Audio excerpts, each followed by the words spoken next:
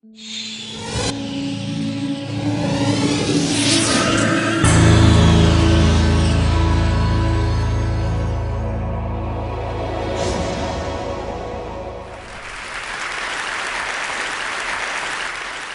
imagine a big explosion as you climb through 3,000 feet. Imagine a plane full of smoke. Imagine an engine going clack, clack, clack, clack, clack, clack, clack. Sounds scary. Well, I had a unique seat that day. I was sitting in 1D.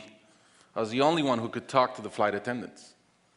So I looked at them right away, and they said, no problem. We probably hit some birds. The pilot had already turned the plane around, and we weren't that far. You could see Manhattan. 2 minutes later, 3 things happened at the same time. The pilot lines up the plane with the Hudson River. It's usually not the route. He turns off the engines. Now imagine being on a plane with no sound.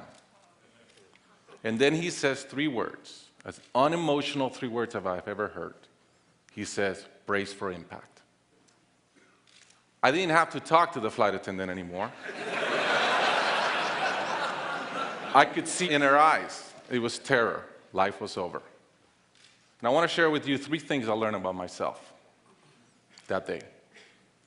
I learned that it all changes in an instant.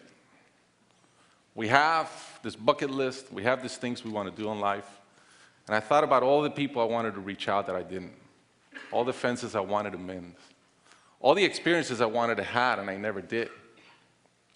As I thought about that, later on I came up with a saying, which is, I collect bad wines. Because if the wine is ready and the person is there, I'm opening it. I no longer want to postpone anything in life. And that urgency, that purpose has really changed my life. The second thing I learned that day, and this is as we clear the George Washington Bridge, which was by not a lot, I thought about, wow, I really feel one real regret. I've lived a good life. In my own humanity and mistakes, I've tried to get better at everything I've tried. But in my humanity, I also allow my ego to get in. And I regretted the time I wasted in things that did not matter with people that matter. And I thought about my relationship with my wife, with my friends, with people. And after, as I reflected on that, I decided to eliminate negative energy from my life. It's not perfect. It's a lot better.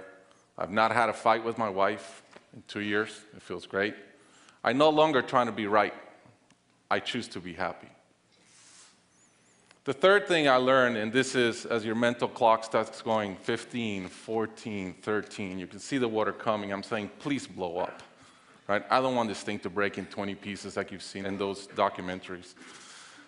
And as we're coming down, I had a sense of, wow, dying is not scary. It's almost like we've been preparing for it our whole lives. But it was very sad.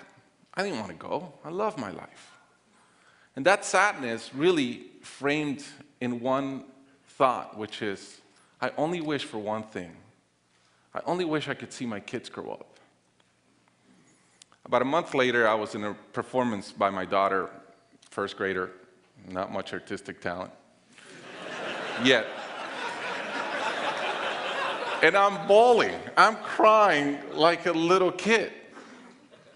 And it made all the sense in the world to me. I realized at that point, by connecting those 2 dots, that the only thing that matters in my life is being a great dad. Above all, the only goal I have in life is to be a good dad. I was given the gift of a miracle of not dying that day.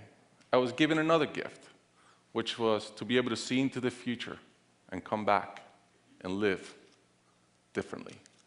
I challenge you guys that are flying today. Imagine the same thing happens on your plane, and please don't. But imagine, and how would you change?